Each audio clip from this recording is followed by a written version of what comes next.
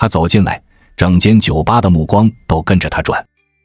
有人掏出手机假装看讯息，有人故意点烟，实际上眼神却粘在那条修长的腿上。没错，美色在底层就是最硬的通行证。它能换酒水，换包厢，甚至换一张暂时的门票。可笑的是，很多人以为这种门票就是通向上层的阶梯，但真相很残酷。对真正的上层来说，美色从来只是租赁品，永远不会列入资产负债表。租一阵子可以，买断那是笑话。你知道富人真正害怕缺的是什么吗？不是女人，不是跑车，不是豪宅，而是某些你根本想不到，甚至在市面上买不到的东西。这才是关键。你以为财富游戏是公开透明的，但其实每一层玩的是完全不同的筹码。底层的人拼脸，中层的人拼证书，而上层的人玩的是另一套你连想都没想过的稀缺品。底层最短视的门票。底层的稀缺是什么？除了美色，就是体力和时间。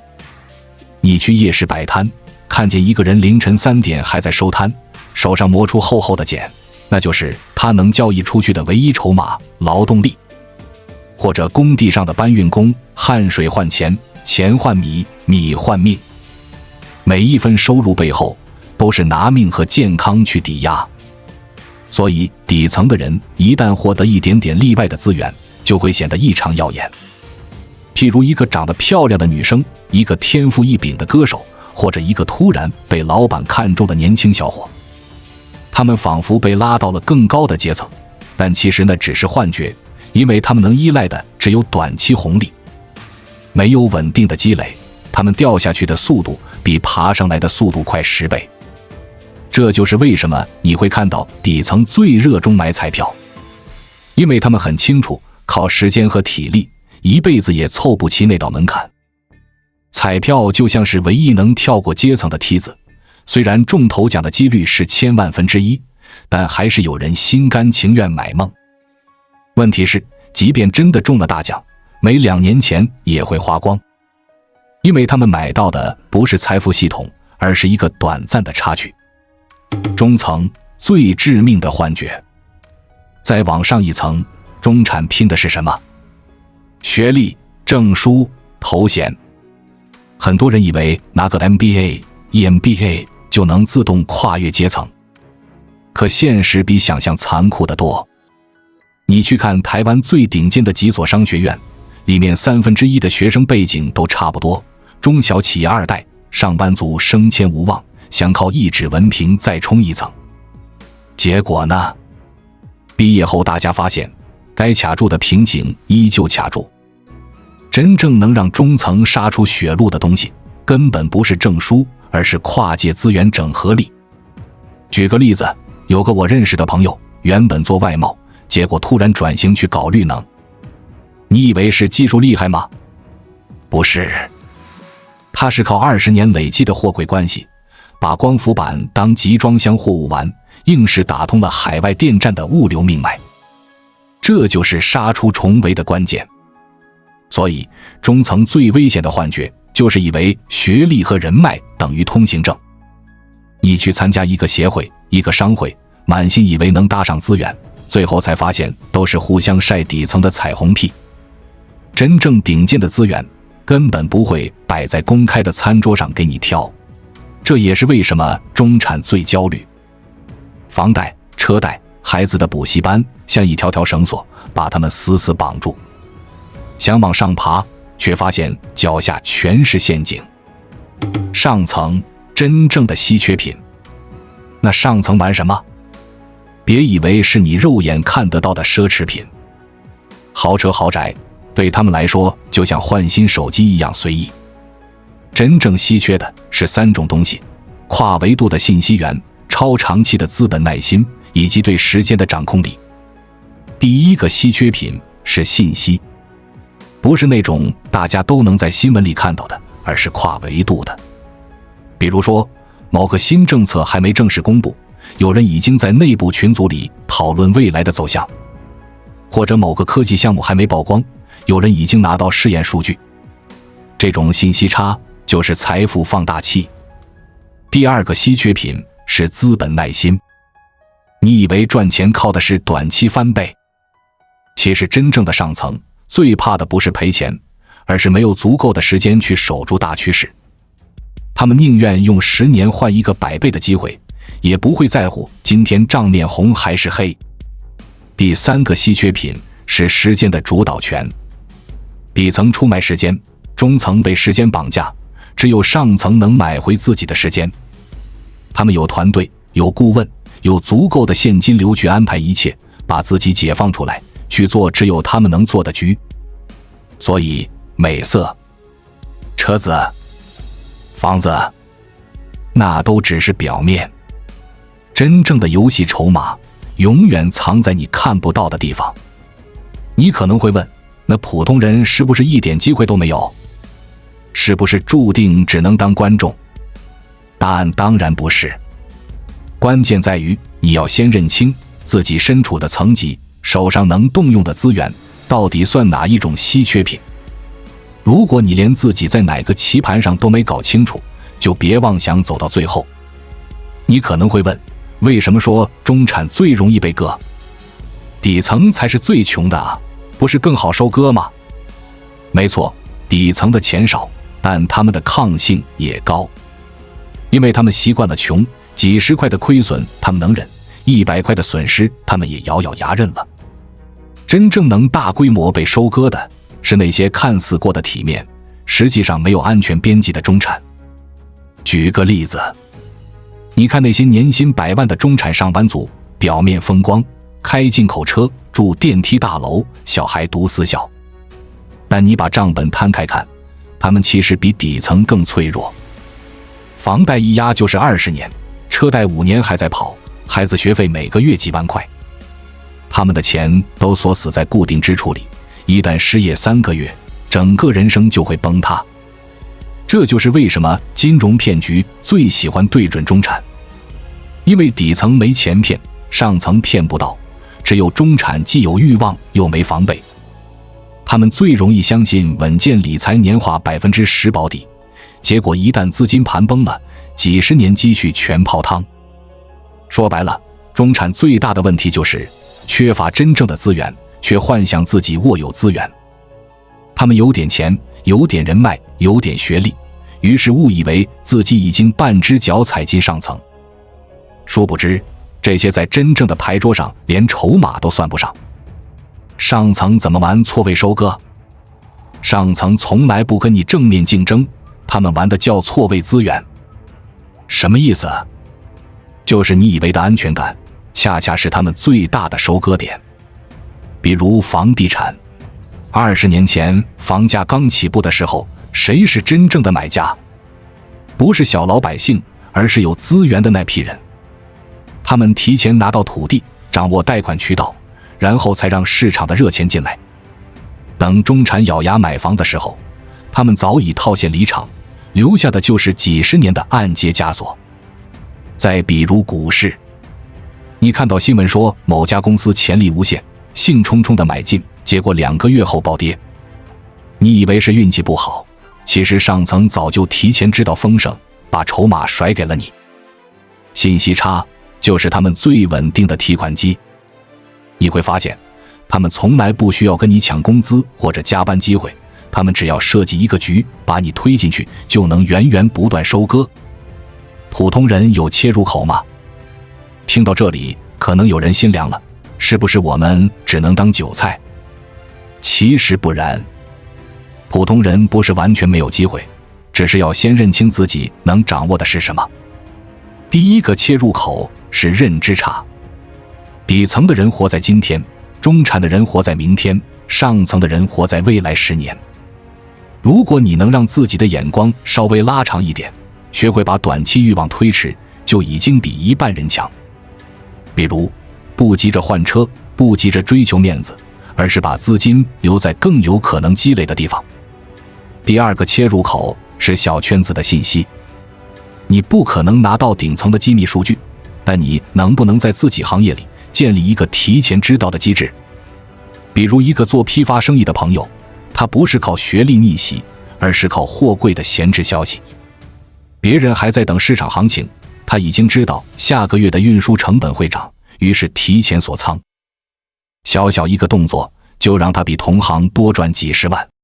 在我们进一步探索之前，我们有一个激动人心的消息要告诉大家，我们已经开通会员功能了。现在您可以加入我们的会员大家庭，享受会员专属影片和更多独家内容。别忘了关注才知道，并点击小铃铛，我们将继续揭示更多关于金钱的真相，助你迅速实现财务自由。第3个切入口是身体和时间。听起来很俗，但真的是底层最容易忽略的。很多人忙着加班熬夜，最后身体垮了，连抓机会的力气都没有。你看顶层的人，他们花最多的钱不是车子，不是房子，而是身体管理。他们知道，一旦身体垮掉，什么游戏都玩不下去。有个朋友原本只是中产，做贸易，日子过得紧巴巴。后来他突然醒悟，自己唯一能跟别人拉开差距的，不是学历，也不是钱，而是体力和学习力。于是他开始每天坚持锻炼，保持极好的精神状态。几年后，他接触到一个新兴市场，别人都嫌太累不想跑，他反而能第一个冲进去。结果3年内，他的财富直接翻了10倍。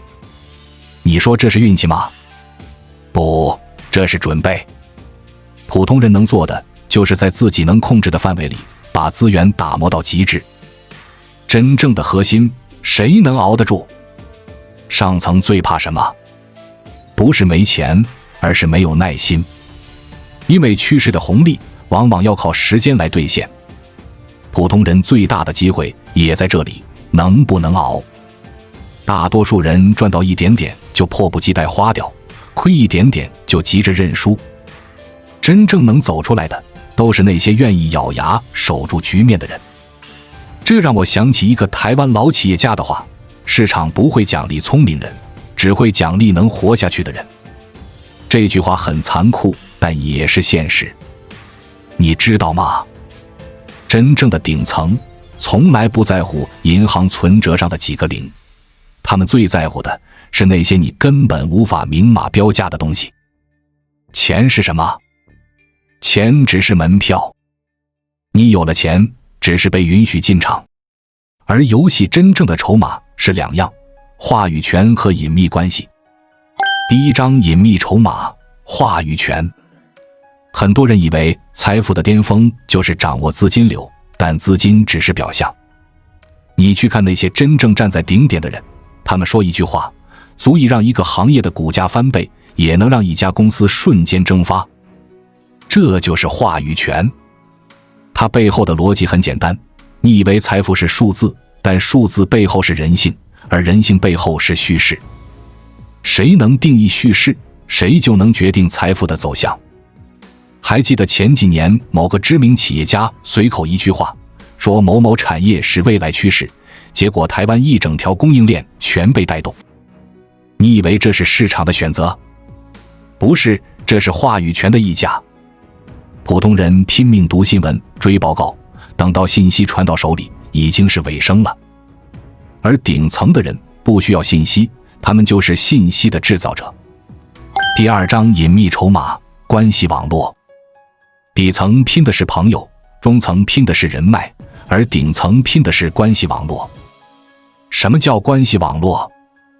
不是逢年过节送礼的朋友圈，也不是名片夹里那些泛泛之交，而是能在关键时刻改变局面的深度绑定。我认识一个做金融的朋友，他曾经说过一句让我印象很深的话：真正的资源不是能帮你赚钱的，而是能在你快死的时候救你一命的。有一年他公司资金链差点断裂，银行随时准备抽贷。正常情况下他早就破产了，但就在最后一刻，一个和他合作了20年的客户出手，帮他顶了一笔过桥资金，硬是让他撑过寒冬。你说这能用钱买吗？买不到。这是关系的深度。所以顶层最重视的是长期的互信。一个酒桌，一份合同都换不来，只有几十年累积的情分，才能在关键时刻化为护身符。我曾经在一个场合见过这样的画面：一个年轻漂亮的女孩挽着一位中年的企业家，笑容灿烂。她以为自己抓住了安全感，但企业家眼神飘忽，第二天就换了人。对他来说，美色是全部的筹码；对他来说，美色只是一次消费。同一场合，另一边，一个白发苍苍的老人，身边围着几位政商大佬。那位老人什么都没说，只是静静地坐着，大家却一个劲儿给他敬酒，抢着听他一句评语。你说差别在哪？差别在于前者卖的东西可替代，后者掌握的东西不可替代。真正的稀缺从来不是表面的光鲜，而是无法被替代的独特性。普通人能学什么？听到这里，可能有人会觉得，这不都是我们够不着的东西吗？不完全是。你当然不可能一夜之间拥有话语权和顶层关系，但你能学的是如何在自己的层级里找到同样的稀缺品。你有没有发现，在你身边那些真正混得好的人，并不是最聪明、最能说会道的，而是最靠谱、最能坚持的。因为靠谱就是一种稀缺。别人今天说到做到，明天又变卦，但你10年如一日的守信用，这就是别人买不到的。同样的，健康在普通人这里更稀缺。大家都在熬夜、喝酒、透支，你能把身体养好，保持清醒的头脑，其实就已经赢过很多人。至于时间，很多人以为自己没选择，但真相是，你每天浪费在无意义刷短视频上的2个小时，早就是别人拉开差距的关键。时间不是没有，是被偷走了。讲到这里，问题来了，如果顶层稀缺的是话语权、关系和健康，那他们如何一代代守住这些资源？为什么财富总是集中在少数家族手里，而不会被轻易打破？这背后又藏着另一套游戏规则。你有没有想过，为什么世界各地的财富排行榜总是那些姓氏反复出现？为什么同样是拼命工作，有些家族可以3代、5代持续富有，而大多数人最多只能守住1代？答案很简单，上层真正稀缺的不是钱，而是体系化的传承。钱会花完，但体系不会。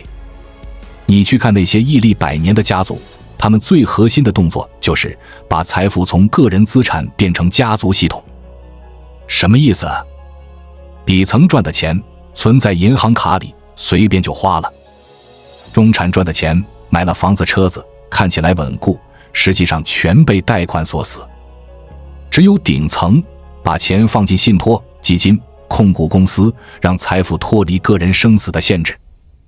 这样一来，就算某个继承人挥霍无度，家族整体也不会垮。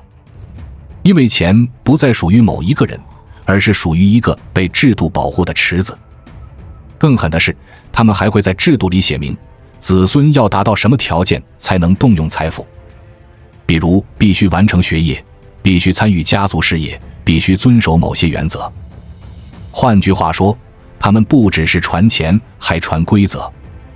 很多人以为富豪家庭拼的是家教，其实更残酷，他们拼的是起跑线的垂直差距。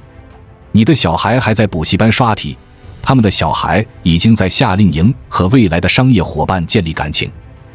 你的小孩还在考大学，他们的小孩已经坐在董事会旁听。教育不只是知识，而是圈子的提前卡位。于是你会看到一种现象，越顶层的家族越舍得花资源在不可见的教育上，不是拼成绩，而是拼眼界、拼胆识、拼资源的掌握方式。这就是为什么很多富二代表面上看起来混吃等死，但关键时刻能接住家族的盘子。因为他们从小就在耳濡目染中被训练成懂得如何掌控资源的人。为什么资源会固化？有人说财富会流动，确实，历史上确实有过新贵崛起，但别忘了，旧的钱并没有消失，只是从一种形式转移到另一种形式。真正的固化不是财富本身，而是资源的入口。举个例子，你能随便走进金融圈的核心吗？你能随便拿到最优质的土地吗？你能随便接触到政策信息吗？答案都是否定的，因为这些入口早就被上层牢牢把住。于是你看到的机会永远是被筛选过的，真正的大门口从来不会对外开放。普通人能做什么？听到这里，很多人可能心里冒出无力感，是不是一切都注定？并不是。虽然你进不去顶层的体系，但你能做的是在自己的层级里找到未被看见的稀缺资源。比如，在资讯爆炸的时代，真正稀缺的是过滤能力。别人每天被海量资讯淹没，你能精准抓到趋势，这就是价值。在人际关系虚浮的时代，真正稀缺的是长期信任。别人3天热络，5天断联，你能10年如一日地守住承诺，这就是护城河。在焦虑弥漫的时代，真正稀缺的是冷静。别人追涨杀跌，你能稳住阵脚，这就是隐形的财富放大器。换句话说，虽然顶层的资源你够不到，但你能用小规模的复制建立属于自己的护城河。我认识一位台南的小企业主，做螺丝零件。说实话，这是个不起眼的行业，利润薄，竞争大。但他靠什么熬出了头？不是资本，而是稳定。别人接单总是价低者得，他却反其道而行，专门挑最稳定、最苛刻的客户，然后死死咬住，把质量做到极致。结果10年下来，他的客户几乎没换过，每一次产业波动，他都活下来，反而淘汰了更多看似灵活的人。他的故事说明，普通人不需要羡慕顶层的关系和话语权，你要做的就是把别人忽视的稀缺点做到无可替代。那么问题来了，为什么有些人明明看清了这一切，还是会在现实里一步步跌回原点？为什么连那些看似聪明、勤奋的中产也会在财富游戏里不断被循环收割？因为他们忽略了一个终极的稀缺品——心理能量。你有没有发现，一些人明明条件不错，学历、资源、人脉都有，却还是在关键时刻崩盘？而另一些人家境普通，学历一般，却能在风浪里活下来，甚至逆势翻身。差别不在知识，也不在运气，而在于心理能量。所谓心理能量，就是你面对压力、诱惑、失败时的承受力与反弹力。它不是 IQ， 不是 EQ， 而是一种能不能撑住的底层能力。底层的人往往缺乏这种能量，因为生活已经把他们的耐性耗尽了。中产的人看似有余裕，但实际上最容易被击垮。为什么？因为他们有太多不能失去的东西：房贷、孩子教育、社会体面。这些压力像一座座无形的山，一旦发生一点风吹草动，他们就会觉得天塌下来了。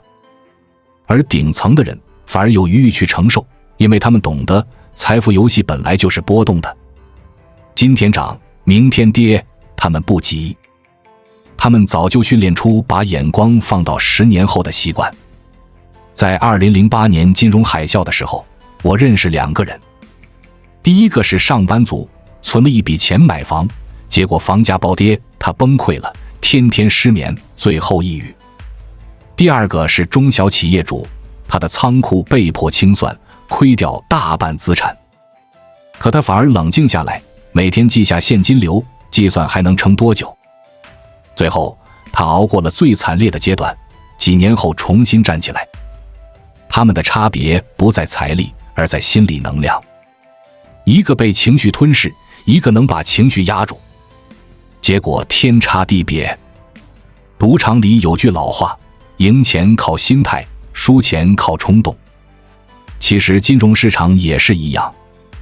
我在澳门听过一个故事，一名赌徒赢到上百万，结果一时贪念不收手，3天输光，最后负债累累。反观职业赌徒，他们从不追求一夜暴富，而是只看长期概率。即便连续输了10把，他们也能冷静下注第11把。为什么？因为他们明白，输赢只是过程，心态才是结局。这和财富游戏一模一样。市场波动不可避免，但能不能守住局面，靠的不是知识，而是心理能量。为什么心理能量最稀缺？因为它没法用钱买，也没法用学历换，它只能靠日复一日的训练和积累。顶层家族为什么要从小训练孩子的挫折感？就是在培养心理能量。他们知道，一个没经历过风浪的人，即便继承了亿万财富，也会在一次危机里输光。普通人为什么常常卡在原点？因为每一次失败都被当成终结，而不是过程。于是他们的心理能量越用越少，最后只能在原地打转。说到这里，你可能会问，那我们普通人能不能培养心理能量？答案是肯定的。第一，降低欲望的波动，不要用短期欲望掏空长期积累。能忍住一次冲动消费，就等于帮自己多留一分耐心。第二，给自己留缓冲，不要把生活逼到极限，存一笔不能动的备用金，哪怕只是3个月的生活费，也能在危机时刻帮你稳住心态。第三，把失败当作训练，每一次小挫折都是在增加心理能量的上限。关键是你要学会复盘，而不是一味抱怨。回头看，从底层到上层，每一层的稀缺资源都不一样。底层拼的是美色、体力、时间，中层拼的是学历、人脉、体面，上层拼的是信息、关系、时间掌控。而中级，所有阶层都绕不开的稀缺就是心理能量。美色会老去，学历会贬值，财富会波动，关系会变淡，唯有心理能量能决定你能不能熬过最黑暗的时刻。这就是为什么有些人即便一无所有，也能靠意志力重新站起来，而有些人即便一时风光无限，也会在一次挫折后永远沉默。所以当你在看到某个上层人士轻描淡写地说我们只是比别人多一点耐心，请不要嗤之以鼻，那背后是几十年心理能量的积累，是无数次危机里训练出来的心态。财富的游戏本质不是比聪明，而是比谁能撑到最后。而能撑到最后的，永远是那些拥有心理能量的人。关注我，我是才知道，带你解锁更多金钱的真相。